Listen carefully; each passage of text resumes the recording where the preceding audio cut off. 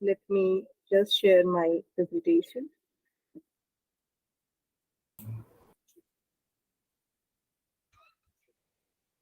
Is the screen visible, ma'am? Yes, ma'am, it's visible, ma'am. Yeah. Thank you again for your kind introduction. I welcome all the participants here today's evening for attending a session on Indian knowledge system in context with language and literature. Now, before beginning with the session, as other participants are still joining, there is one thing I would like to share with you, that after the session or by the end of the session, you please come up with some questions. If not with some questions, please come up with some ideas on the given topic. Ma'am, please again make sure there is no technical issue with the voice and the slides. No, ma'am, it's perfect, ma'am. Okay, thank you so much. Thank you, ma'am. So let me just share, first of all, the objective of the session. Why we are attending this session? What are the different objectives? And the main objective is to make you people understand the importance of our own knowledge system, that is Indian knowledge system. What it is, why is it so important, why we have taken up such topic for the FDP session, why we all are so much willing and curious to attend session on the topic like IKS. Then we will also try to understand what are the areas and what different roles are being played by language and literature for evolving and spreading our knowledge about Indian knowledge system. I want from all the participants, why I have started my session, by saying that please come up with your questions, come up with your ideas, come up with something which you see in your surrounding daily basis about your own knowledge system, your own customs, own traditions. Let us take up this topic and today's session not on the grounds of a webinar, a kind of faculty development program. Let us take up this session for for as a general topic, as a general thing, which we all should know and spread and hand over to our next generation, so that the crisis which we are facing about our own knowledge system, I mean, today is the day when we actually have come up to the point where we have understood the scarcity of this particular topic. This topic is known to people. This people are aware about this, but so far as concerned, the application part of Indian knowledge system, this is still not there. So such kind of the lurching points, the crisis period must not be there for our coming generation.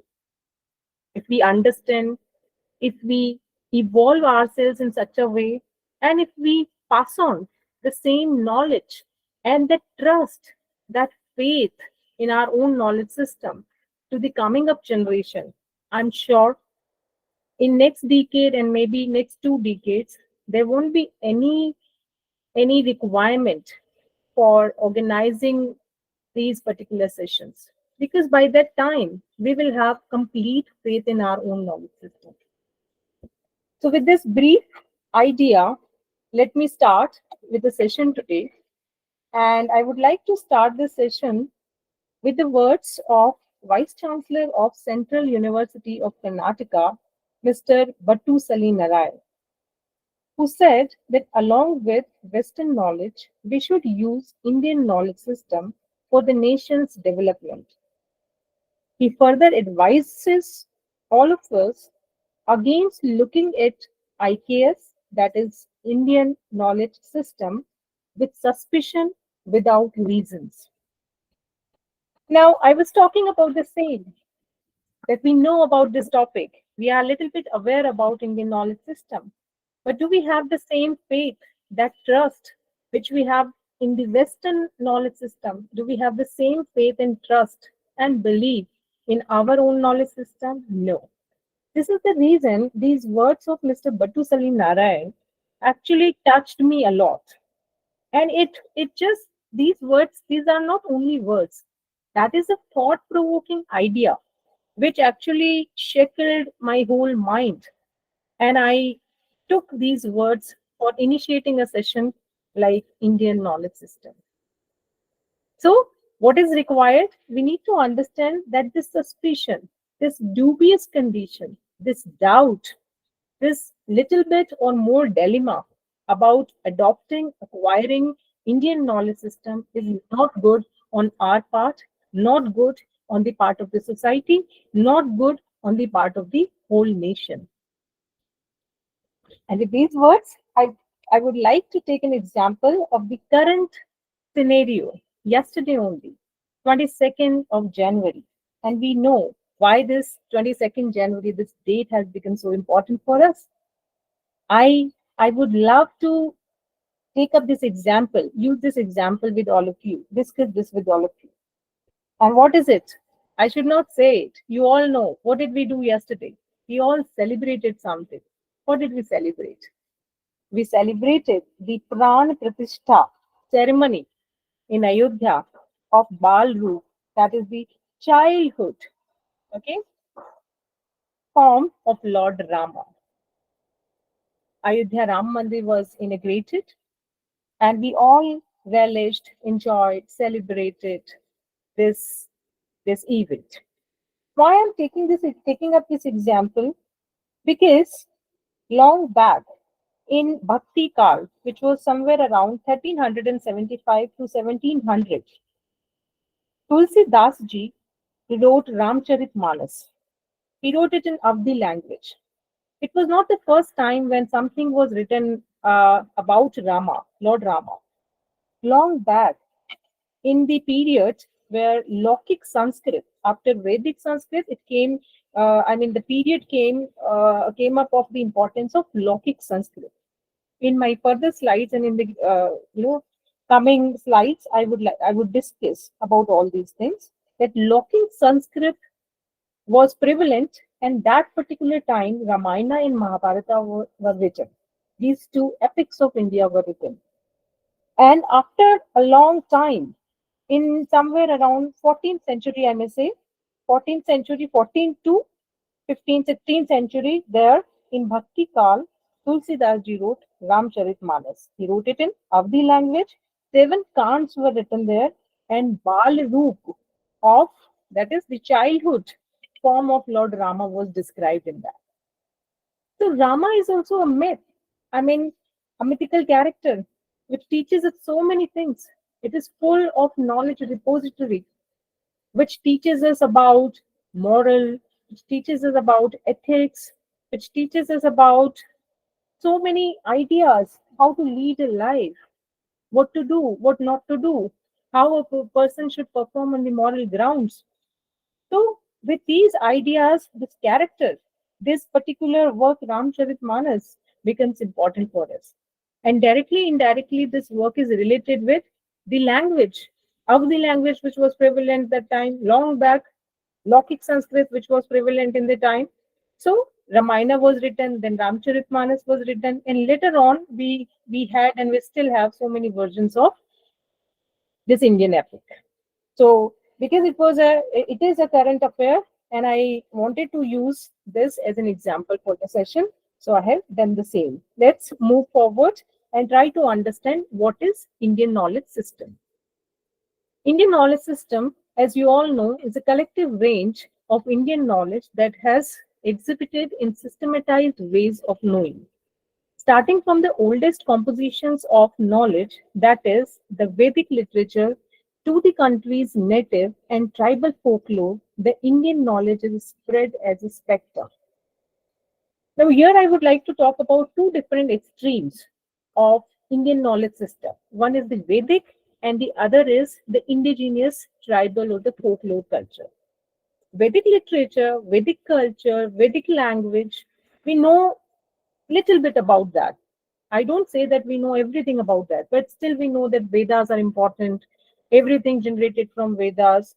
Sanskrit language was very important. They were written in Sanskrit language. And with Vedas, we come to understand the importance of Sanskrit language also.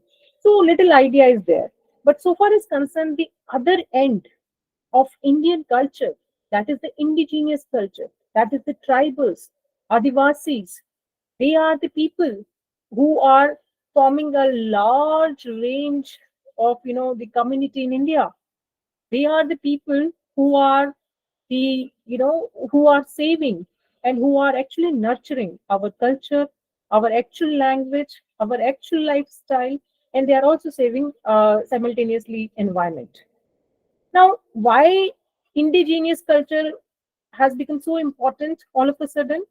Because when your global warming started, when these climate crisis started, in last 2 decades especially, the more and more research has been done. Why these climate crises are happening? Why this is the global warming issues are there?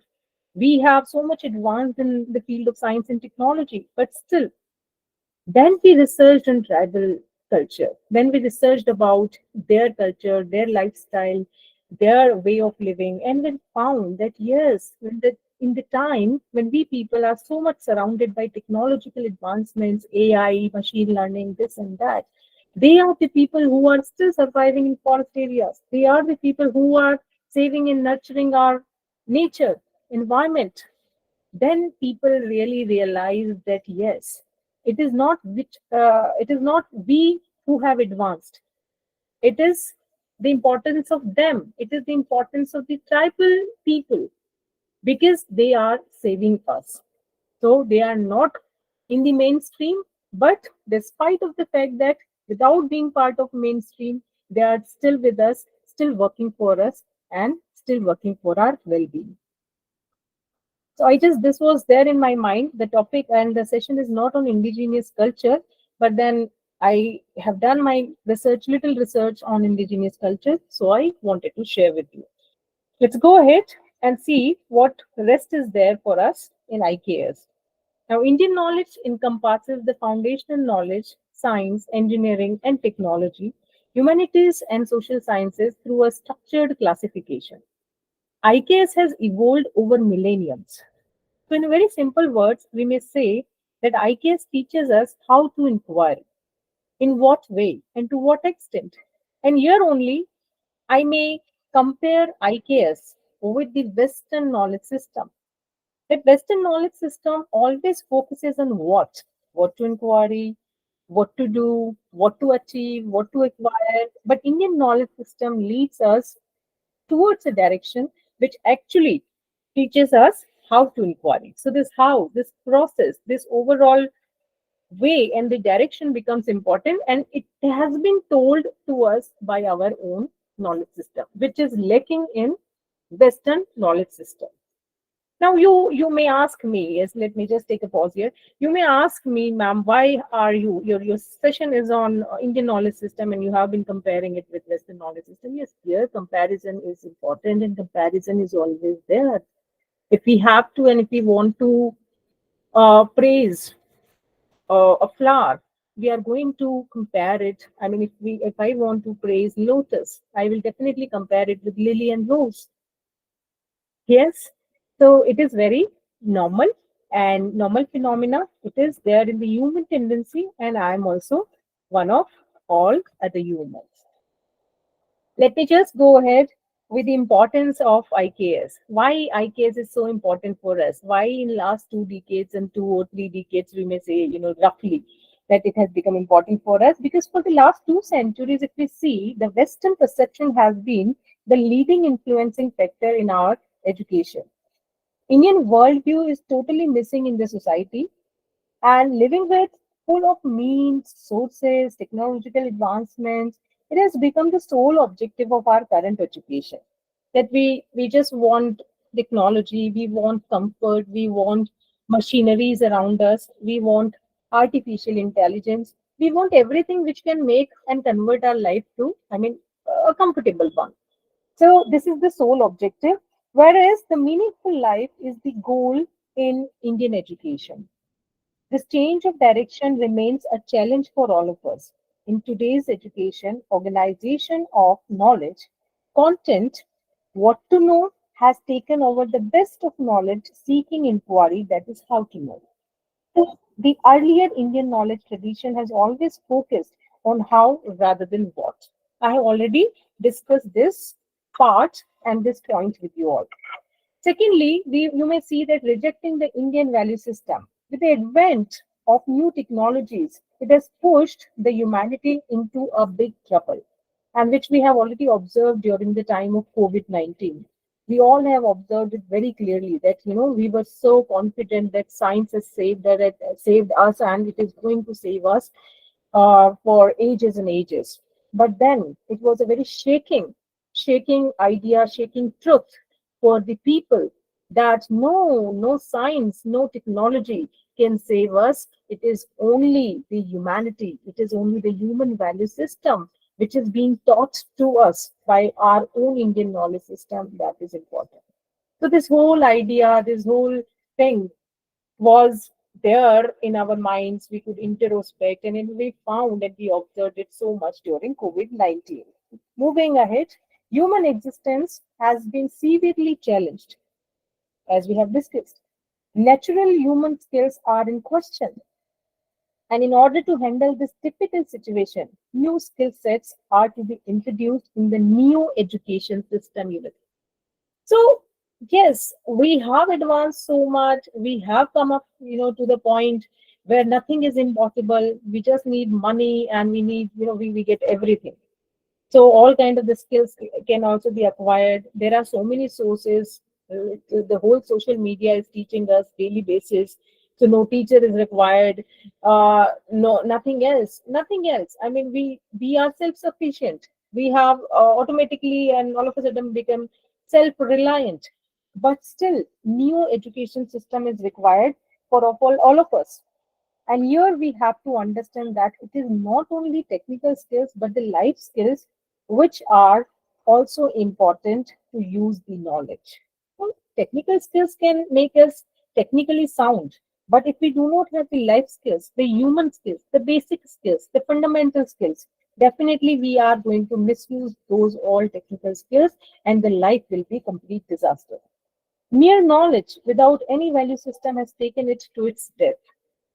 Thus, we may say that ancient Indian wisdom plays very important role in this balancing act.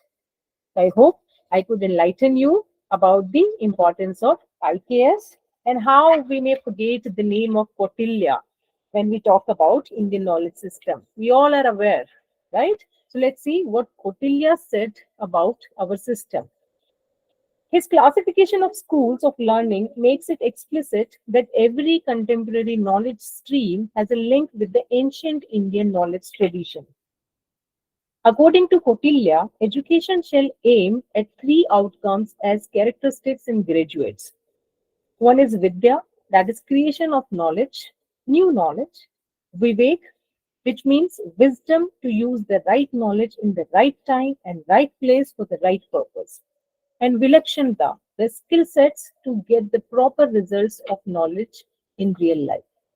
These outcomes are possible only when the education system is properly balanced with the integration of knowledge and skills in the appropriate manner. Now, here is an image because words, and images and the pictures are louder than words. So this image is for refreshing us, just for giving us a pause from the words. This tells us so many things about our traditional knowledge system, our cultural heritage. This is an image of Lord Ganesha, right? Now, this is a very much folk type of image. This is not an image which has been created by artificial intelligence. Everyday basis these days, many new images are coming before us, but now no image can overpower it. Still people who are living in cities, metropolitan cities, relishing that, the life of super malls and these, but still they love to join the tribal communities. For refreshing themselves, they go to the hill areas, they go to the small towns. Why? Because nothing can overpower nature. And folklore, folk literature, folk language, that is very closely associated with nature. This is the reason that is refreshing. There is nothing very very important and nothing very in depth, things, and nothing very alluring regarding tribal culture. But what makes us important? Because they are more close to nature, so it allures us.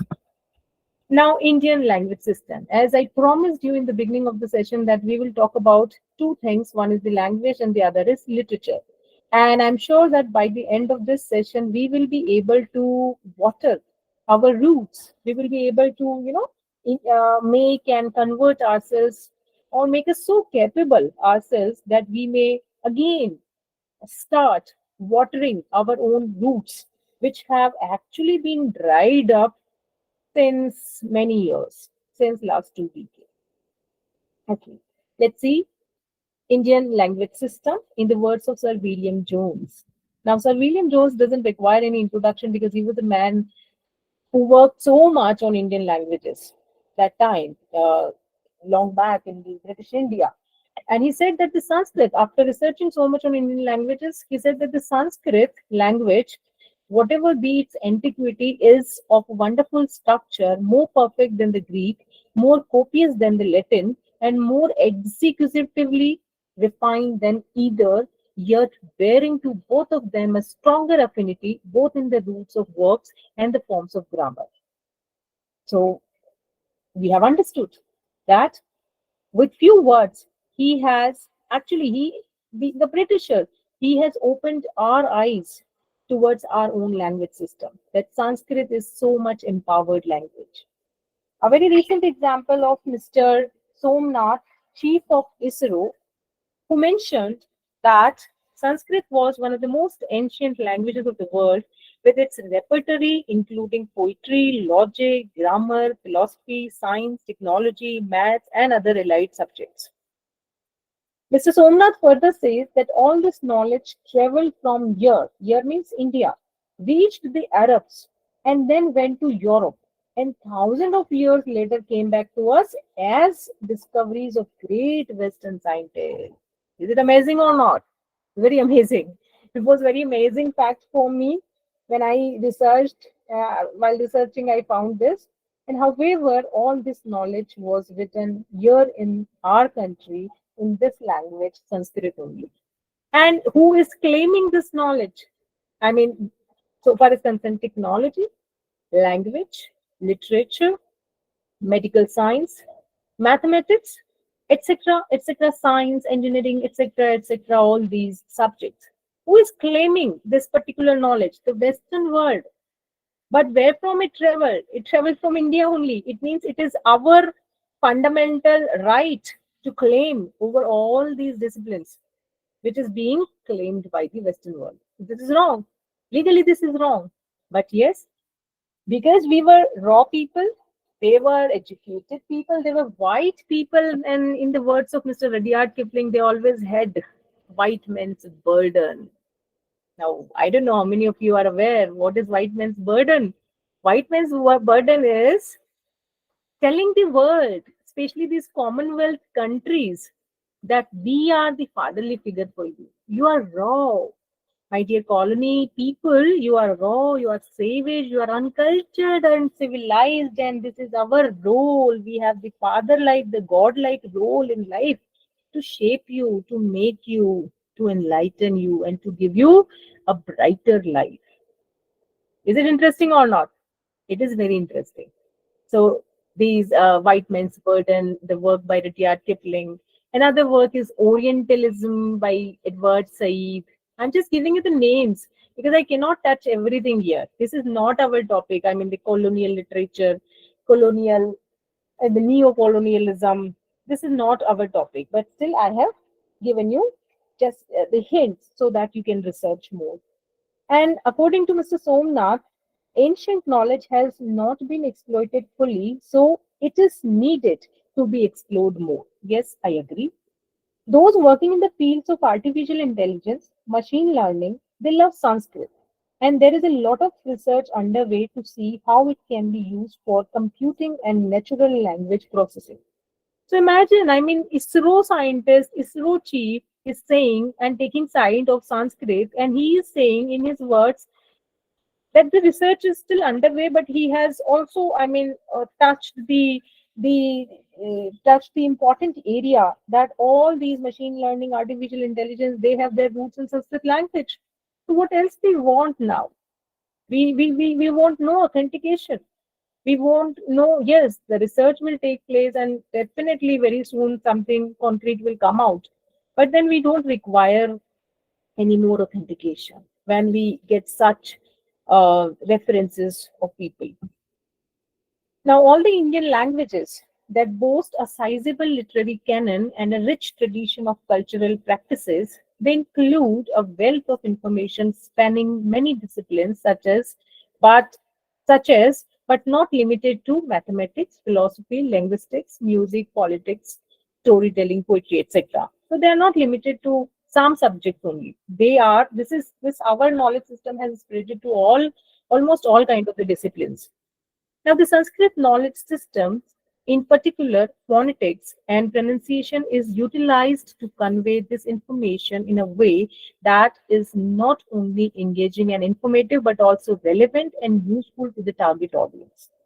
Tamil, Telugu, Kannada, Malayalam, and Odia are just a handful of other ancient Indian languages that have added to India's rich literary tradition. Let me also speak something about before beginning the session. I was researching little on Urdu language because in last session somebody asked a very interesting question which I could not answer very properly, and the question was something related to Urdu language.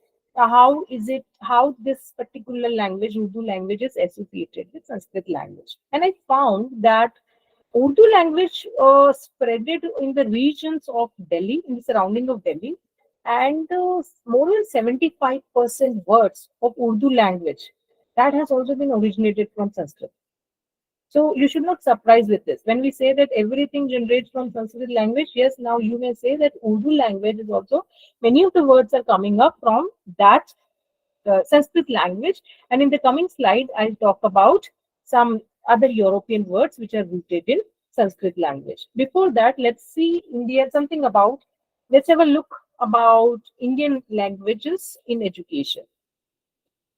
इदं धतं कृत्स्नं जायेत भुवनत्रयं यदृशब्दाहौ यं च योततः आससारं न दीप्यते. These are the words of Dandi, a writer of or famously known for his work Kavya. He said that language provides light to the light. If there were no language, the whole of the world would be in darkness. The flash of light inherited in words enlightens the universe. And this saying of Dandi, who was, as I said, um, ancient Sanskrit poet, shows the importance of language. Now, the language is the foundation of human thinking process, and thinking is impossible without language. Hence, Bhartahari, a philosopher par excellence, states that Nasodat pratsayayo loke yeshabdanugamahate anudavad tamavgyanam savam shabdena bhasate, which means no knowing exists without words. All knowledge is intertwined with words, the language. And in order to make the human beings think in proper way, good grounding in language is needed. Therefore, language education has been considered to be integral part of education system, and in the context of IKS, Indian languages play a very crucial role. Now, as I promised, there is a slide which tells you about some European words. There are some only because there are many. There are n number of European words which are rooted in Sanskrit language. But with the paucity of time, we cannot include each and everything in the session. So I have taken up some examples. For instance, the Sanskrit word for three, that is triyas, is similar to the Latin trace and the Greek trace. Sorry, just a minute. Okay. And Sanskrit for snake is Sarpa, which shares a phonetic link with serpens in Latin. Mata or mother in Sanskrit is Mutter in German.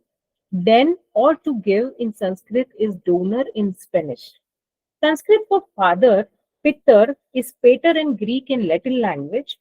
Banyan, okay, which is a very common word from Hindi. It has come from Hindi banya, ultimately from Sanskrit vanij, which means merchant. We all know. Now, Middle English, that is candy, it has come from Sanskrit khandak. Now, in many of our, I am from Rajasthan, so in many places in Rajasthan, we call sugar or candy khand, okay, which is generally jaggery powder. So this is another word. Now, Old Spanish crimson, it has traveled via medieval Latin, cremazinus from Sanskrit, cremiza. Understand, cremiza from Sanskrit. In Sanskrit, we have a word cremiza, from which we have the word crimson. Old French ris and Italian riso from Latin orisa, and finally from it is coming from Sanskrit brihi. Rihi we call it. And rupee from Sanskrit rupeka. Now you can see, I mean, how directly and indirectly all these words are connected with Sanskrit language. So again, there is no doubt regarding this fact that all the languages have their roots in Sanskrit language. And again, in the words of Mr. Somnath, ISRO chief, Sanskrit is the mother language of all the languages. Now, linguistics in India, here I would like to take up some names like Patanjali, Panini, Bhama, Bhartahari, and all their contribution to our language system. Okay, Indian language system, because we are touching Indian language system. We are also discussing Indian literature system. We are going to discuss in the coming slides. So here we will see that Bloom, in the words of Bloomfield, Panini's Ashtadhyayi, about Panini's Ashtadhyayi, he made some comment that one of the greatest monuments of human intelligence. Now, we all are a little bit aware about Panini's Ashtadhyayi, how it is important for us, and for the same, Bloomfield said that it is one of the greatest monuments of human intelligence. Now, Panini's Ashtadhyayi is an explicit, rule-bound, comprehensive description of both spoken language, that is Bhasha, and the compositional language Vediki. It is a perfect accomplishment of this tradition. Now, those who are coming from the field of language, they are aware that Panini's Ashtadhyayi is the basic fundamental book of grammar for Sanskrit language and then the other languages also. After Panini, we have other theorists, other philosophers. One is Patanjali, who gave us the theory of grammar. Bhartahari, who gave us the philosophy of grammar and the language in relation to thought and reality. Then the language of literature by Bharata, Bhama, and Vamana. Now, Bharat Muni's Natya Shastra is very popular. We know about this. Bhama's Kavya Lamkara and Vamana's Kavya Lamkar Sutra. These are their works which actually set the benchmark for the coming generations. And then finally, language and philosophy by Mimamsa. Now, here, without delaying much, I would like to talk about the conception of language in the Indian tradition. So, there are three different concepts how we take up language in Indian tradition. Number one is language is a speech. Second is language is cognition. And the third is language is a constructivist system. So, if we see the first one, all the three words, language as a speech. So today we say that language is a script, language is a writing, but then our knowledge system says that language is a speech. All the three words used for language, that is bhasha, vak, and vani. There are three words which are used for language, that is bhasha, vak, vani, and points to the sound substance of language. That is language is speech. The most significant effect of this assumption was the rise of phonetics as the first science in India and the sophistication of phonetics analysis achieved in the tradition. Now, Panini's grammar is also founded on the same assumption. Thus, Sandhi, coalescence of sounds in context has an important place in this grammar, and no Western grammar deals with it in that exhaustive manner. So you can understand the rise of phonetics. It is, it was the first science in India. Now these people are like, I would like to talk about some of the names, Western names like Saussure, Ferdinand de Saussure, uh, French theorist. Then we have the name of Derrida. Then we have the name of the other theorist like Noam Chomsky from America. So they are claiming that they have given the concepts about phonetics and the syntax and grammar and especially the pronunciation system, the sound system of the language. But no, it was there in our language, which always said, told us about the importance of speech over writing. Now, the second is languages of a cognitive system and not just a system of communication. Now, this is very interesting because today we say that primarily language is a communication system. Now, who said this? The Western knowledge system, which is actually not perfectly correct. I don't say this is completely incorrect, but this is not perfectly correct. So, why this is not perfectly correct? Because our knowledge system says that it is a cognitive system. Now, let's understand how it is cognitive system. That as it was explicated by Brother Hari, that language is a form that knowledge takes and therefore is indistinguishable from intelligence, that is sanjana, and consciousness, that is chetana. What is studied and described is the language in the mind, the linguistic ability, the abstract system that is shared by all the speakers of that language. So it is there in the mind. I mean, the whole cognitive system works for the language. So language is not merely a communication system, it is cognition because everything is involved, especially everything, the content, the ideas, the visuals, pictures which are there in our mind. Language is just, and our words, the oral and the written words, they are only the expression. Otherwise, it deals with our cognitive system. Yes, sorry. Now, the third one is language is a constructivist system. Finally, language, how we may say that it is a constructivist system, that as language is a cognition, that means both in Hindi and Sanskrit, reality that is cognized by us is therefore a linguistic construct. Language is not a system that names some pre-existing reality as was believed in the West before Saussure and Derrida. As I said previously, on the contrary, language constructs the reality that we claim. So it is not representational system. I mean, people say like, even Saussure gave the concept of signifier and signified. Then Derrida said that there is no signifier, there is one signifier leads to another signifier. This is very interesting theory. And this is very overpowering and very essential theory in the field of linguistics. So Saussure was the first one who actually guided us about the linguistic theory by taking up the concept of sign, which includes sign, signifier, and signified. But opposite to them or contrary to them, our knowledge system says that language is a constructivist system. It is not representational. It is not that in the words of Brahma Kumaris, it is not that Srashti se Sankalp. It is Sankalp se Srashti. That means from our thought process, we construct it according to the situation. According to the situation, we construct the language. We do not represent things as it is. Moving ahead, there is an image, a little refreshing image for you all, which speaks about Panini's Ashtadhyayi. This image is about Bharat Muni's Natya Shastra. This also tells you about Panchatantra stories.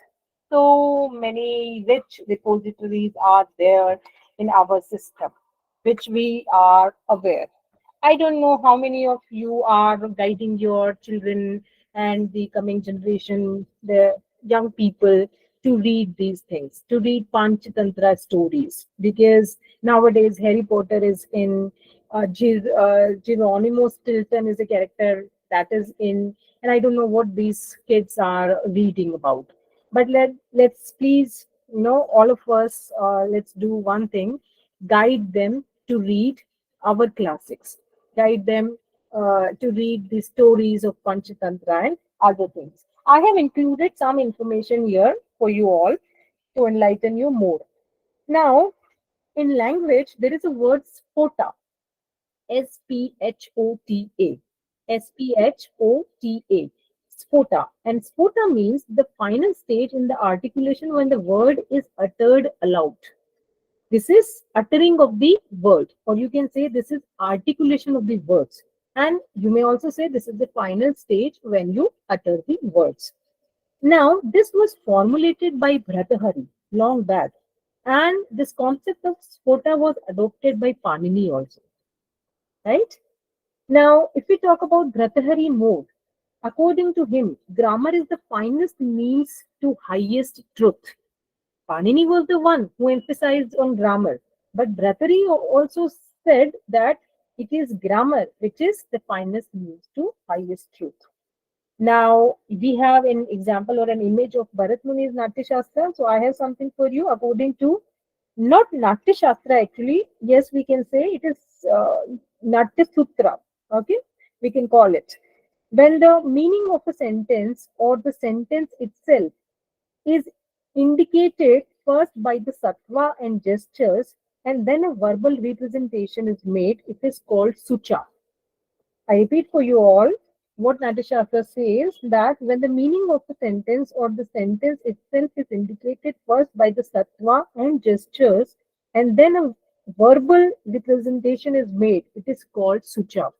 Can you imagine long back in Bharat Muni's time, he told us and he educated us about gestures, sattvas, more importantly, the verbal representation. I don't know how many of you are aware that it is 93% out of 100%. 93% importance is of non-verbal communication, and only 7% weightage is given to your verbal communication. That means spoken words and the written words. So this importance of 93% of the non-verbal communication, which is very which is very much, this data is research based, but long back, years and years, and I may say ages and ages back, Mr. Bharat Muni told us about this. So this is again one, a milestone was achieved that time, and it doesn't require any authentication that the knowledge, this language knowledge has come from the Western world. No, it traveled from India only. It is our repository. It was generated in India and then it went to the Western world. Moving ahead, according to Natya Shastra, women characters will talk in Sorseni Prakrit. Now, Sorseni Prakrit, you should also know, let me just brief you quickly about the evolvement of language. That first it was Vedic Sanskrit, as I told you, in which Vedas and Upanishads were constructed. Then it came the time of Laukic Sanskrit, because for everybody it was not possible to understand Vedic Sanskrit. And Ramayana and Mahabharata were written in that. Then it came Pali, in which both Granthas were written. Then came Prakrit language, in which Jain Granthas were written. And then came the Apabhransh, about which Natya Shastra also speaks, that women characters should speak in Sorseni Prakrit. So this Apabhransha was known for writing literatures. So many literatures were written in this language. And then from this Apabhransh developed your Hindi language. And Hindi language is most commonly spoken language in India. Why? Because people find it little easy, colloquial, comfortable to speak up. So this is all about, what I have gathered for you all, the information. Now it is the time to talk about IKS through literature. What is the role of literature? How literature plays an important role and how literature helped IKS to evolve. So it is not directly we can understand any knowledge system, whether it is Indian knowledge system, Western knowledge system, anybody's knowledge system. It is, there are some tools, there are some ways through which we can understand it. I mean, the culture, our language, our rituals, customs, traditions, literature, and literature plays very important role. So let's take up, I have included some writers, some writings, important things for you all. But literature is an ocean. All of you know we cannot drink that ocean in this one session, but we will try to just at least absorb some of the drops of it. Are you all ready? I think you all are ready for learning more about literature. Let's come up with the literature part. And the first is the theme of Indian tradition. So there are various writers who have touched upon Indian traditions, the theme of Indian tradition in their writings like Torudat, U.R. Ananthamurthy, Sarojini Naidu, Rabindranath Tagore, Sri Aurobindo, etc. Henry Derrigio, okay, Michael Madhusudan Dutt, then Raja Rao, many, endless. The list is endless. So first, I have included here a name, Torudat, who was a forerunner in Indian writings in English. She was the one who resided in, France, Germany for some years, but she never adapted that culture completely. She learned French language. She learned, some other languages, English also. But when she came back to India, she started writing in English language with Indian themes. That is the best part about Toru Dutt, and that makes her and puts her in a very different light, because brain drain is a very common term these days. And the young ones, the young people who are studying English, other languages, even in the technical fields, they are moving abroad, which we call brain drain. And that time, because people were abided with their ethics, abided with the morality in their life, so they did not cope up, they did not adapted foreign culture completely. They learned some good out of the foreign culture, and then they try to enlighten their own country people, and Torudat did the same thing. So the Lotus, Lakshman. Now, Lotus is a poem, Lakshman is also a poem. These poems are included in a famous poetry collection, that is Ancient Ballads of Hindustan. The Lotus is a beautiful poem which talks about the flower lotus, which is actually the flower we offer to goddess Lakshmi. This flower has its own importance, and in this poem, very beautiful, so beautifully, Toru Dutt has told us the importance of lotus flower, and by comparing it with lily and rose.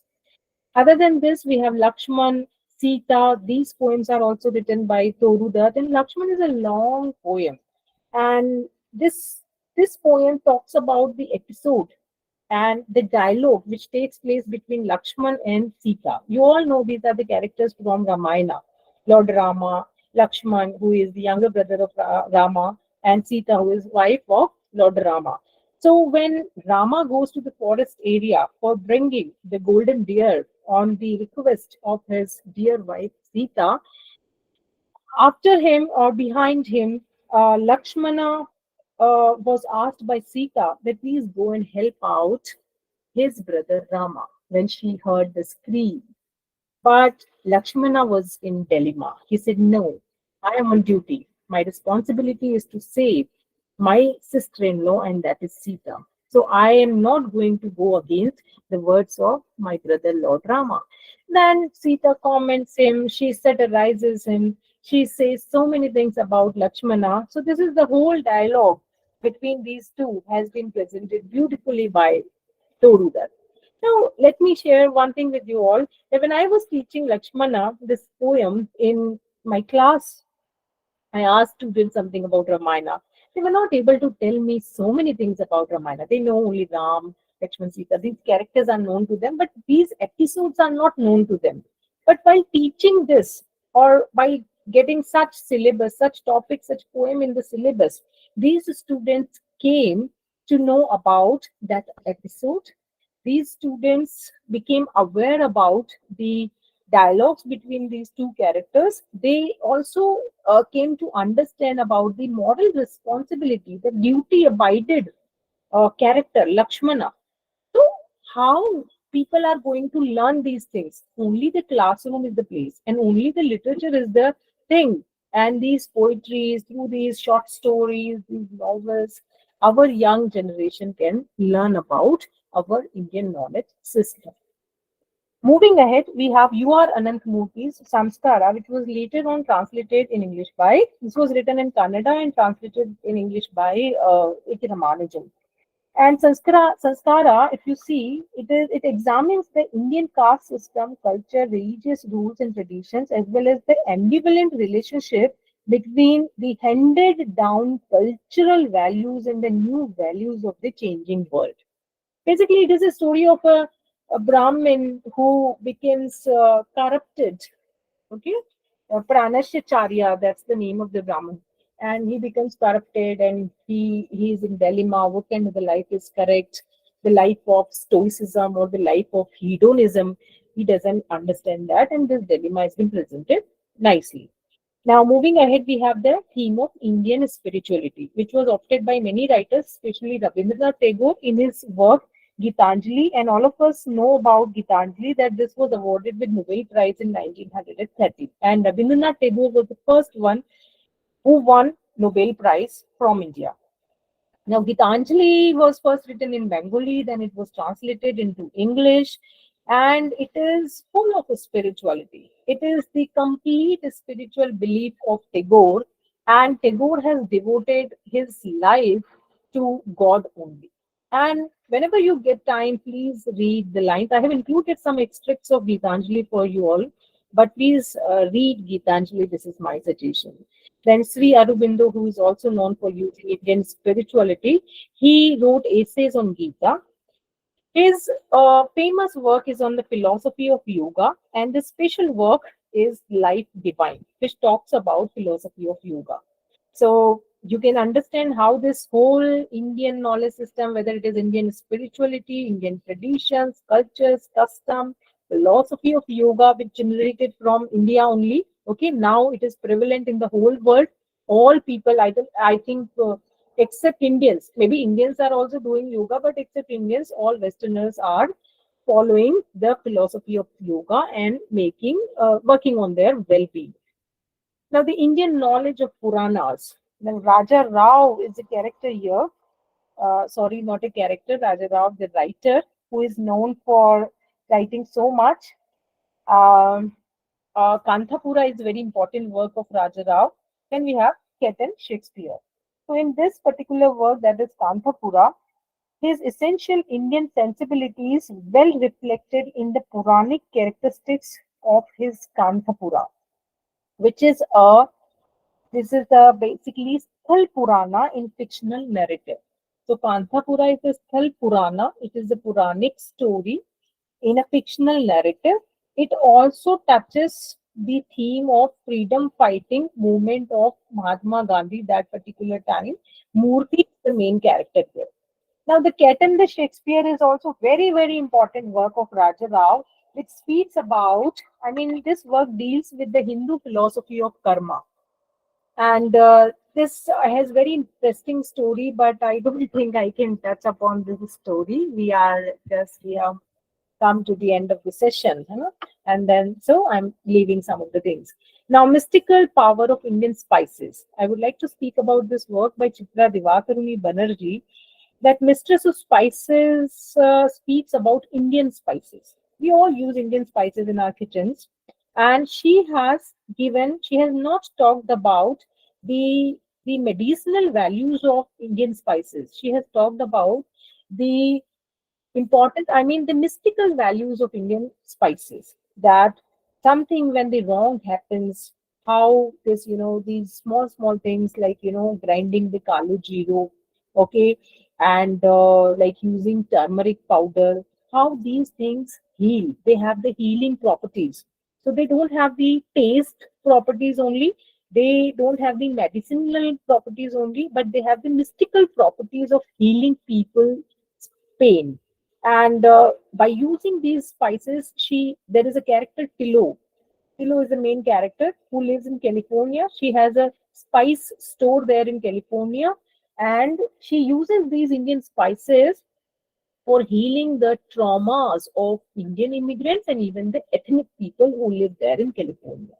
So much depression, frustration, and then she heals them with these spices. Moving ahead with the Indian mythology, we have many, Indian myths. These have been used by many writers. One is Amish Tripathi. He uses this in Shiva trilogy. It focuses on Indian history and culture, and Amish Tripathi presents it in a modern way. It is a popular mythological fiction of India. Then we have Amitav Ghosh, who is popularly known for his works like Sea of Poppies, Jungle Nama, okay, and then the Derangement and the Nutmeg Curse. Jungle Nama is his very latest work, which he uses the famous myth of Bone Bibi of Sundarban, because all of the works of Amitav Ghosh, most of his works deal with Sundarban stories, and here he uses a myth of Bone Bibi from Sundarban to prevent the ecological disaster. Now, let me tell you that Amitav Ghosh, he wrote on myths so much, but these days he has been writing on climatic crisis. And for, this ecological disaster and the climate crisis, this particular work, he has used a mythical story. Now, Girish Karnad is also known for using myths in Indian literature, and that is by using Yayati myth from Mahabharata. Okay, Karnad deals with the theme of human relationship. In Fire and Rain, he also uses, it is based on the myth of Yayakri from Mahabharata. Most of the myths which he has used in literature, in his writings, that is from Mahabharata only. Now, here are some quotes which you can read later on. I would be using and reading one quote only of Sarojini Naidu, that is, we will conquer the sorrow of life with the sorrow of song. Sarojini Naidu, who is known as Indian Goethe and Keats. Goethe was a German writer. Keats was a British writer, British poet. And Sarojini Naidu her works were found equivalent to them. And she said once that we will conquer the sorrow of life with the sorrow of song. Only a painful, a moral, and an ethical heart of an Indian can speak such words. I would like to read these lines for you all. These are about Tagore's mysticism, where the mind is without fear and the head is held high. This line is the beginning line and even the title line also of his famous patriotic work. He further says in some other work, go where the tiller is stilling the Lent. Now some lines from Gitanjali. O God, you are within me and without me. O God, you are above me and behind me. Whatever I have left behind, it's not necessary for me. Whatever I collect now is useful for me. O God, stay with me, behind me, around me. Beautiful line. And the similar lines has been said by Kabira. Kabira's mysticism has always been compared with Tagore's mysticism. Kabira says that Jal mein kumbh, kumbh mein jal, bahar bhikar pani. It's so amazing, so beautiful. We don't understand what is inside, what. So whether the kumbh is that ghada, we call it, the pitcher. Pitcher is in water or the water is in pitcher. We don't understand. This is all mysticism of Kabira. Now, here are some names of the people who translated Bhagavad Gita. Some important names I would be naming out. S. Radhakrishnan translated Bhagavad Gita into, okay. Then C. Rajagopalachari is there. Sri Aurobindo, I told you, Mahatma Gandhi. Charles Wilkins is a very important name. He first translated Bhagavad Gita. Then we have the authors associated with Vedanta philosophy. Now, I have included purposely some authors' names which are from the Western world, and they understood very clearly that the solution of all the problems of today's world, the world after World War, world between the First World War and the Second World War, and world after Second World War, and world after COVID-19. So all the problems of this world lies and rooted in one thing, and that is Vedanta philosophy. First of all, we may see Ralph Waldo Emerson.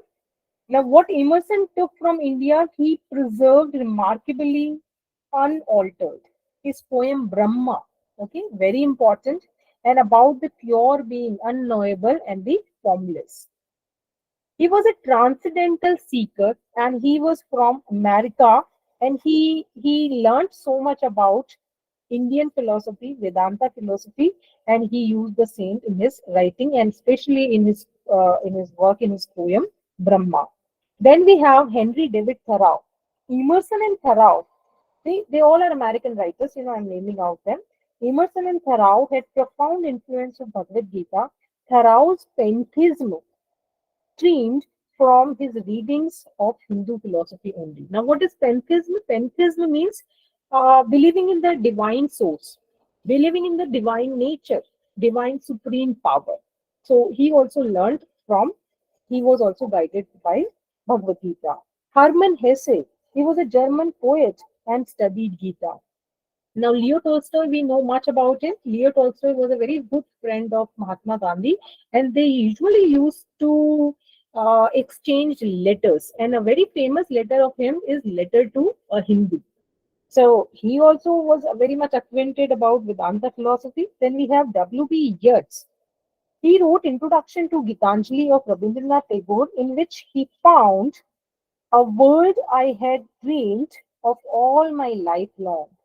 With you know, Sri Purohit Swami work both of the Vedantic and the yogic philosophy. So W.B. Yeats also studied Gita, and he was there in Gitanjali. His contribution was there. T.S. Eliot, very, very important name. And T.S. Eliot, I would say his complete name is Thomas Stern Eliot. He was a British poet, essayist, playwright, critic, philosopher, and was an ardent follower of Hindu philosophy, and famously remarked once, which is important, please listen it carefully, that the intellectual subtitles of the great Indian philosophers made most of the great European philosophers look like schoolboys. Imagine, he understood the importance of Indian culture, Indian philosophy, and he said that, before them and in front of these Indian philosophers will look like schoolboys. There are other names also, you may read them later on. These lines from Brahma, that the strong gods pine for my abode, but thou, meek lover of the good, find me and turn thy back on heaven. Brahma by Ralph Waldo Emerson. Now, the next lines are from the world famous poem, The Wasteland by T.S. Eliot, Datta Dayadham Damyanta. Om Shanti, Shanti, Shanti. I don't say these are the words of T.S. Eliot. And by saying these words, he says, Datta means to give, Dayadham means to be compassionate, and Damyanta means to control. And Om Shanti, Shanti, Shanti. So the peace, the solution of all depression, the stressful situations of the present time lies rooted in Indian philosophy only. So we all, the West must turn towards East. These were the words of T.S. Eliot. Now, this is something about Sahitya's kinesis towards a performative approach. I would just brief you all. I will not be reading anything for you now. It is Sahitya's kinesis means, please understand, I'm talking about the performative approach of uh, literature. Now, performance is kinesis. We are talking about one thing. Now, in the words of Augusto Boal, we all are theater. I would just like to use these words that we all are moving theaters. I mean, everything which is presented, staged on the stage, this speaks a lot. This tells, this presents everything, and so many things, so many ideas to the audiences. And we all people are the moving theater. So the performance is everything. What we try to understand that performance is everything, and through performance, whether it is a Nukkad Natak, whether it is the tribal performances like Gabri, in Rajasthan we have Gabri, Gair, these are performances of tribal people. Then if we talk about the stage performances, the theater performances, okay, or the movie performances, everything, they allure people. They always carry away people. They always leave the indelible impact on the minds of people. Now, the features of Indian theater, I'm skipping here and reaching to the next slide, which speaks about something about performative reading. I talked about the performative art. that the stage performances are very important, and they have the capacity of moving people from one genre to the other, from one thing to the other. Okay, they may bring the tears in the eyes of the audiences, they may evoke some kind of feelings in them. In the words of Aristotle, they may arouse pity and fear in the audiences. So they are very much capable, and we cannot ignore these performances, whether they are the stage performances or the reading performances. They are very important in the field of literature, which actually allure the audience and make up their mind, somehow help in making up the mind. So here I'm talking about Mahashweta Devi. All of you might be knowing her name, very famous Bengali writer, writer of Mother of 1084, Ajay, Urvashio, Jomi, Bayan, and Water. Now, his not sorry, his her works were recited and read by Usha Ganguly. And Usha Ganguly, a very, very, you all know that a theater, she is known for her theater performances, a very potential performer. And when she performed on the works of Mahashweta Devi, she took it to the other level. Are you understanding what I'm trying to say through this slide? That the works of Mahashweta Devi, they are very important, and they also teach us so many things. But when these works were performed by Usha Ganguly, so through her performances, she took it up to the next level. Now, here is one example for you all. Twelfth Night, which you know, that is the play by William Shakespeare. And Twelfth Night was performed as Pia Behrupia in 2012 by the director Atul Kumar, the Company Theatre. Now, why this image is important for us? If you closely observe this image, you find that the half part of this image is William Shakespeare, and half part of the image is Lord Krishna. So this Western play has been enacted and staged in very Indianized manner. Do you see this? The power of Indian knowledge system. Now, let me remind you, long back in the colonial period or pre-colonial period, Indian themes used to be enacted in Western way, in a very much westernized way. Now we have evolved so much, we have understood so much, studied so much, researched so much, that we have come to a point where the Western theme has been enacted or are being enacted in Indianized way. I think this is a win-win situation. This is a victorious situation for us, where the colonizers, the not colonizers, the colonized are looking at the colonizers from their own lenses. So I think this is a beautiful situation, and this requires no words for the importance of our own Indian knowledge system. We know this is important, and this is the reason we have reached to a level where we are able to look at colonizers by using our own lenses. So, with this, I would like to end this session. Om Purnamada Purnamidam Purnat Purnamudachyate Purnasya Purnamadaya Purnamevavashishyate. Thank you so much. Over to you, ma'am.